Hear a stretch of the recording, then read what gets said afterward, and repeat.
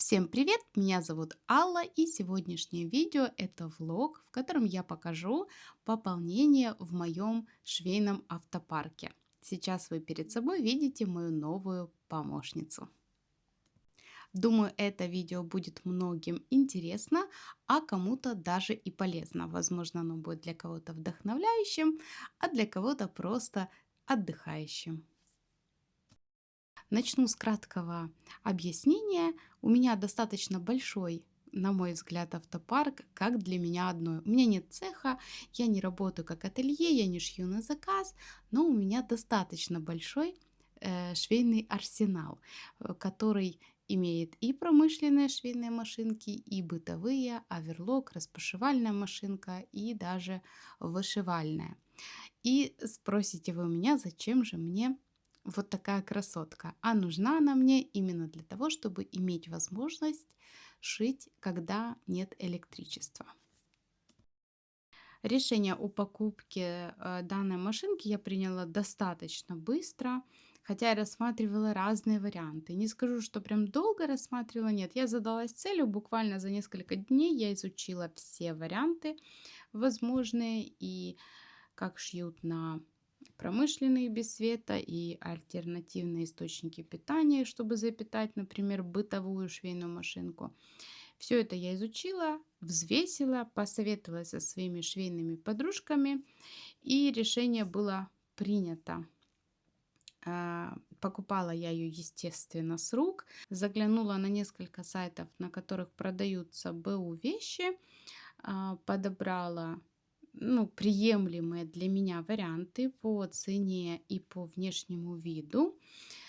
Ну и уже, как говорится, начали звонить. И в тот же день, когда я выбрала, мы уже прям договорились, на следующий день приехали, купили. Мне было важно, чтобы не отправлять там почту, потому что это, может быть какой-то кот в мешке, да. Когда мы приехали, сами увидели, забрали, и все прекрасно. Машинка, как вы видите, в прекрасном состоянии. Это было видно даже по фотографиям на сайте. Но, к сожалению, я все не сохранила, у меня осталась только вот эта фотография. Но даже по ней можно сделать выводы, что к машинке относились бережно, хранили ее тоже бережно. Посмотрите, она пристегнута к чехлу ремнями, и под эти ремни подложены тряпочки. То есть для меня это важно. Также в описании к этой машинке было указано, что все документы к ней есть. Я, конечно, поулыбалась, думаю, наверное, имеется в виду под словом документы инструкция. Но когда я это увидела, если честно, я прям удивилась. К ней действительно есть все документы, вся комплектация, когда куплено, что положено. В общем, я, если честно, вообще такого не ожидала, так как все-таки ей очень-очень много лет. Я, кстати, до сих пор так и не разобралась, почему на некоторых там документах указан 88 год на печатях, а на некоторых 89-й. Может быть, в 88-м она была сделана, в 89-м куплена. Точно не знаю. В принципе, это вообще не играет никакой роли.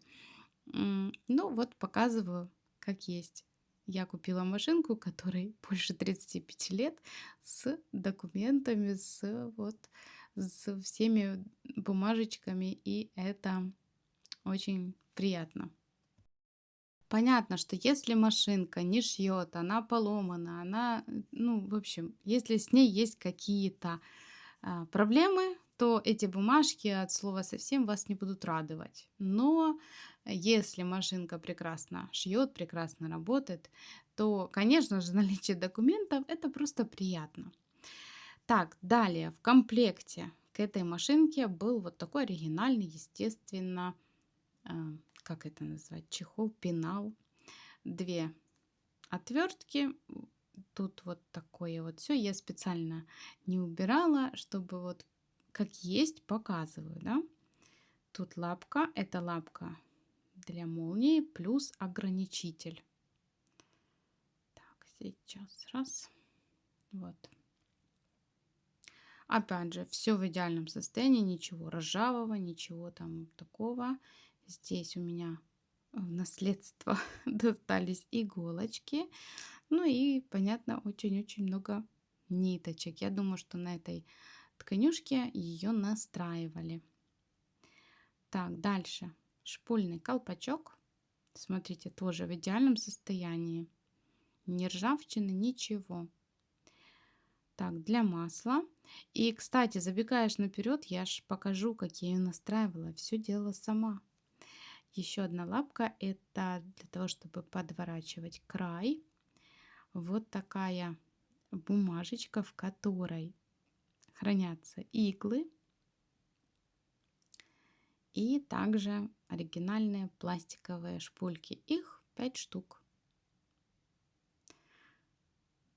И вот такая еще лапка. Это моя любимая, в принципе, лапка. Я ее ставила и на современные швейные машинки, и на ней стегала. Она прекрасна. Также мне досталась с этой машинкой косметичка. И, ну, я ее не буду там прям все досконально показывать, но кое-что покажу. Мне кажется, что на этой машинке все, что делали, ну, вот так как я ее наперед забегая скажу, я ее разобрала полностью. И увидела изнутри, как говорится, я понимаю, что на этой машинке, скорее всего, только укорачивали брюки, джинсы и не более того. Но и тут есть нюансы, ну, интересности, да. Вот так хранится мел. Вот такая упаковка, я так понимаю, это макароны. И этой упаковке также очень много лет. Смотрите, вот дата. 96-й год. Ну и вот, знаете, кто-то бы выкинул, да, и валялась бы она до сих пор, загрязняла бы какой-то очередной мусорный полигон. Ну, а тут хозяйка решила, что вполне можно использовать как для хранения даже вот такого мела. Это приятно. Это приятно, что это не кусок мусора валяется, а вот такой сохран. Буду хранить и я дальше, продолжать. Никуда ее не выброшу. Так, вот эти две ленты, я почему говорю, что, скорее всего, э, укорачивали джинсы, брюки, да, вот такие две ленты. Эти ленты используются, когда укорачиваются брюки. Ну и все, дальше здесь нитки, сейчас я их высыплю и покажу. Тут, в принципе, есть два варианта. Есть полиэстер 45, ну, толщина нитки 45. Кстати, мне кажется, что эту косметичку также, ну, шили. Ну, то есть вряд ли ее купили вот такую. Ее просто пошили для удобства. Так, нитки вот 45. Это армированная нитка, полиэстер. Она достаточно прочная, плотная и вполне из нее, я не знаю, какого она, естественно, года, но из нее можно шить. Вот эта нить, смотрите, это номер 10. Но это хлопок. И вот она прочная, окей, подходит. Ну, то есть я все нитки проверю, ничего. Во-первых, то, что даже если это непригодные нитки к шитью, как, например, вот эти, это хлопок, и как бы его не хранить, с годами он все равно он становится такой, он пересыхает, пересушивается. Ну, можно сказать, он такой, ну, вот вообще его просто он рвется, как, ну, в общем, для шитья он уже все не подходит. Но его можно использовать на наметку. Почему нет? Ну, вот можно просто выбросить, да, а можно еще, он может еще послужить.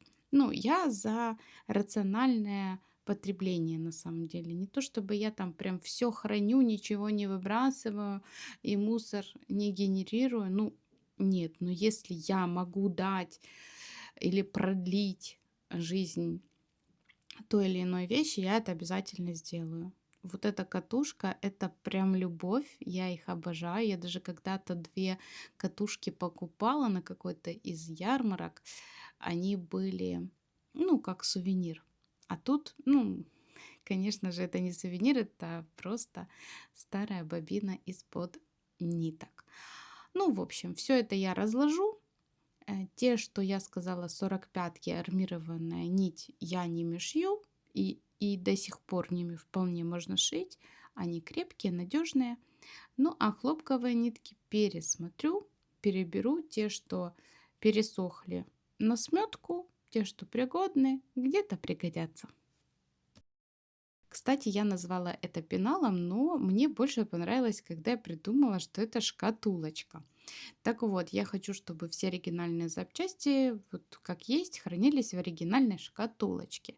Но так как у нее жесткий такой пластик, неприятно тарахтит все внутри, я решила, что внутри я просто вырежу из очень приятной ткани. Это такой, знаете, качественный велюр. И вот по размеру делаю, просто вырежу и положу на донышко. Но в один слой, когда я вырезала, положила, обратная сторона этой ткани, она очень скользкая, поэтому очень скользит и в этой шкатулочке. Поэтому вырезаю 2 детали. И вот так изнанка к изнанке. Все прекрасно. А главное, что мне нравится. Посмотрите сразу, как уютненько и красиво. Ну что ж, я надеюсь, я вас еще не утомила. Сейчас я буду показывать вам кадры, которые снимала, когда я ее первый раз смазывала, чистила, разбирала, настраивала. И хочу сразу сказать, у меня все получилось, все благодаря тому, что очень много видео на YouTube. Спасибо и низкий поклон тем мастерам, которые записывают механикам, да, которые записывают подробные видео, где все видно, где все понятно, где нет каких-то там сложных, суперсложных терминов и не, ну, как бы невозможно разобраться. Такого нет. Вот правда. Да, я потратила время на то, чтобы найти, пересмотреть. Не все видео короткие, не все видео там ну, прям все по теме. Да, очень много там и воды, и лишнего. Но, пересмотрев все видео, я полностью обслужила эту машинку и полностью ее настроила. То, что вы сейчас видели мусор, это вот он сейчас. Это единственный мусор, который был в этой машинке. Смотрите, все. Честно, я не ожидала. Я выкручивала все, я снимала каждую деталь, я прислушивалась ко всем механикам, что кто говорил, как там, как тут. В общем, естественно, я начала с этих частей и дальше понемногу, но в итоге я ее полностью разобрала, я снимала ручной привод, я вверху все снимала. Ну, в общем, я этого хотела. Конечно же, можно было отвести ее к механику, который бы ее смазал, почистил, ну, смазал там и все. Но мне было важно, чтобы я это сделала сама. Причем кто-то там мне писал, попросите мужа, пускай вам смажет. Я все делаю сама, все свои машинки, вышивальную, швейную. Ну вот я все их обслуживаю сама. Для меня это важно не потому, что у меня муж не может это сделать, или там я не хочу или не могу его попросить. Нет, мне важно, чтобы в случае чего я могла это все исправить сама. Поэтому, а случаи были. И вот сейчас вы видите уже количество моих образцов, которые я сделала, пока ее настраивала. Ну, после того, как я ее смазала, почистила, я ее начала настраивать. И вот вы видите, что в основном я настраивала ее на хлопок. Вот смотрите. Ну, прям разная строчка была, пропуски были, но я все смогла. И сейчас прям с вами мы еще кое-что проверим, а именно, как она шьет на разных тканях. Один механик сказал, что если правильно настроена такая машинка, она вам будет шить все подряд, без перенастройки, без каких-либо там дополнительных движений. Ну, вот попробуем. Честно вам говорю, вот, ну, не кривя душой, я сейчас с вами вот, ну, на камеру, да, делаю это впервые. До этого вы видели все мои образцы, я делала только хлопок. Ну вот, опять прошила хлопок.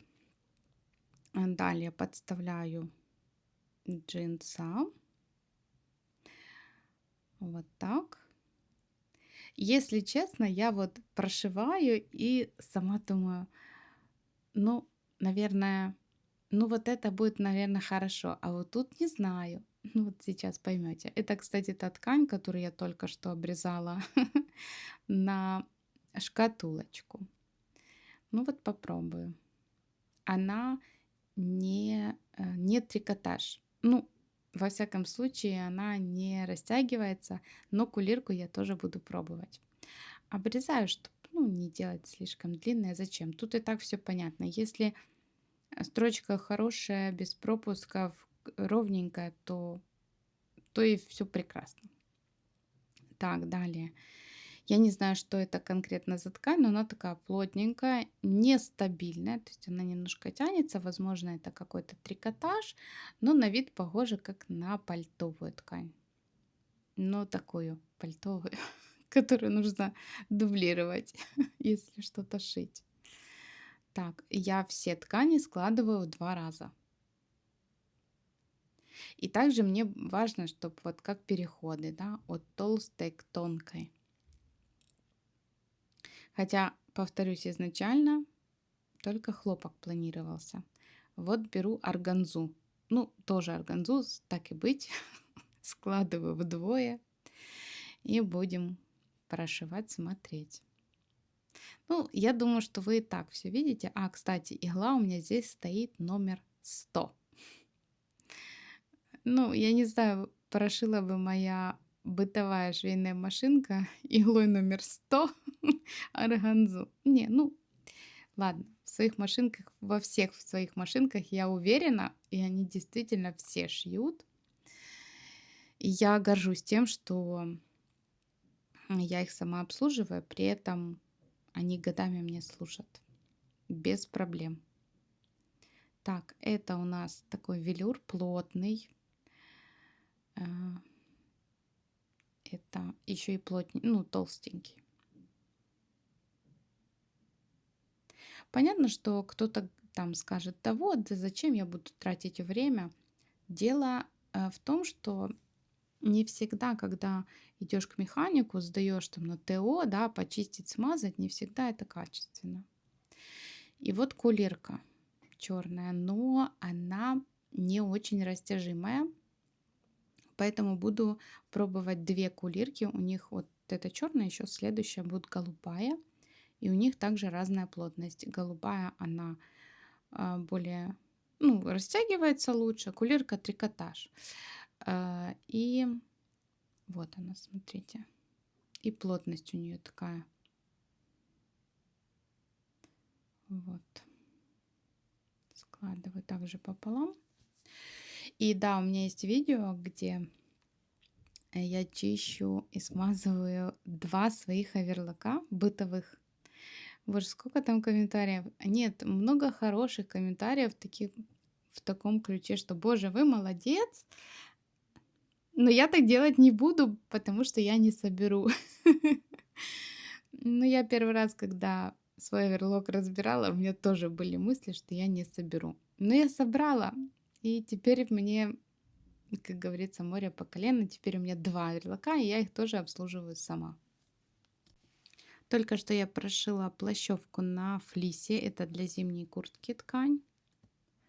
А вот эта ткань, я не помню точно, как она называется, но это для тонких летних платьев. Она такая прям воздушная, очень приятная. Кстати, вы заметили, я не ускоряю этот момент специально, чтобы можно было рассмотреть, потому что, знаете, всегда находятся какие-то люди, которые там строят конспирации. Вот она там мотор прицепила, да, она прошила не на той машинке, да, она нам показывает. Это было очень много, когда я на пленке шила. Вечно. Я не знаю, кто этих людей обманывает в таком количестве, что они прям везде ищут каких-то обманщиков, я не знаю. Но отчасти я, в принципе, права, что какие-то моменты лучше показать медленно, пускай видео будет на 2-3 минуты дольше, но зато будет более подробно. Ну и вот рассматриваем строчки. Как вы уже понимаете, все они идеальны, и, если честно, я в шоке. Я в шоке. Ну, потому что даже бытовую машинку, которая, в принципе, бытовая, универсальная, и у меня хорошие они, то есть, ну, там есть нюансы там разные, но у меня они хорошие и универсальные, и тоже, в принципе, могут шить любую толщину, любые ткани, в том числе трикотаж.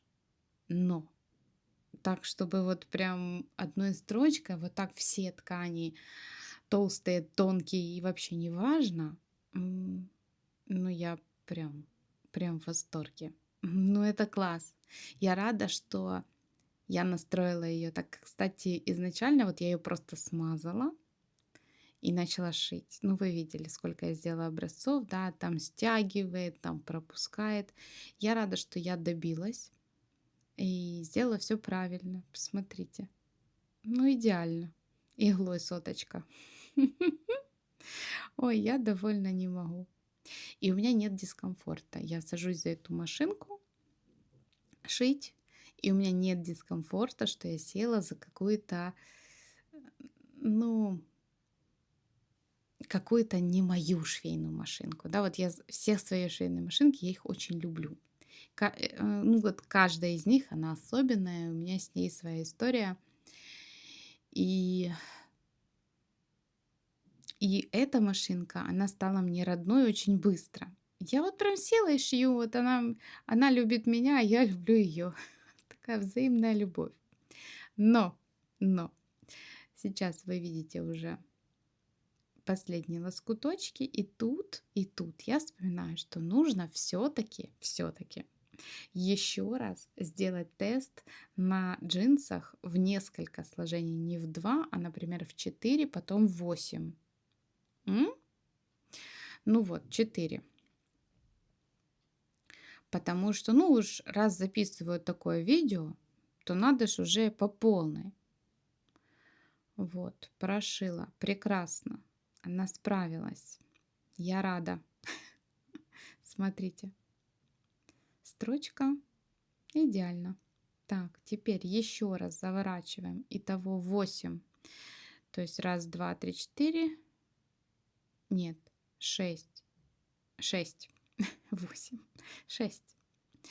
Но я знаю, в принципе, что все, что подлезет под лапку, все она прошьет. Но, тут 6 слоев, и мы что делаем? Правильно, мы сейчас еще, мы смотрим, все прекрасно, пропусков нет, строчка ровная, красивая, стабильная. И сейчас мы еще сделаем так, чтобы было красиво. Я срезаю ниточки всегда.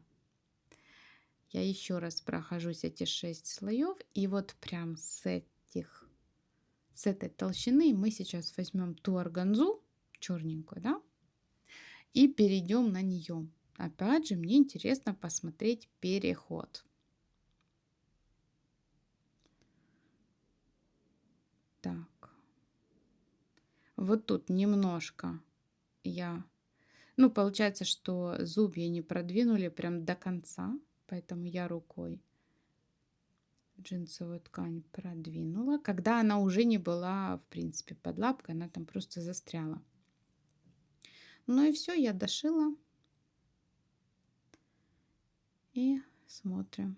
Строчка идеальная. Идеальная. В целом, покупкой своей я безумно довольна. Я очень рада, что приняла именно такое решение. Ну и на этом видео будет подходить к концу. Если вам понравилось, поставьте лайк и напишите комментарий. Также подписывайтесь на канал, если вы еще не подписаны. Ставьте колокольчик, чтобы не пропускать новые видео и видеть их первыми. Если остались какие-то вопросы, пишите их в комментариях. Все их вижу, все читаю и обязательно отвечаю. На сегодня все. Всем пока-пока и до новых встреч на моем канале.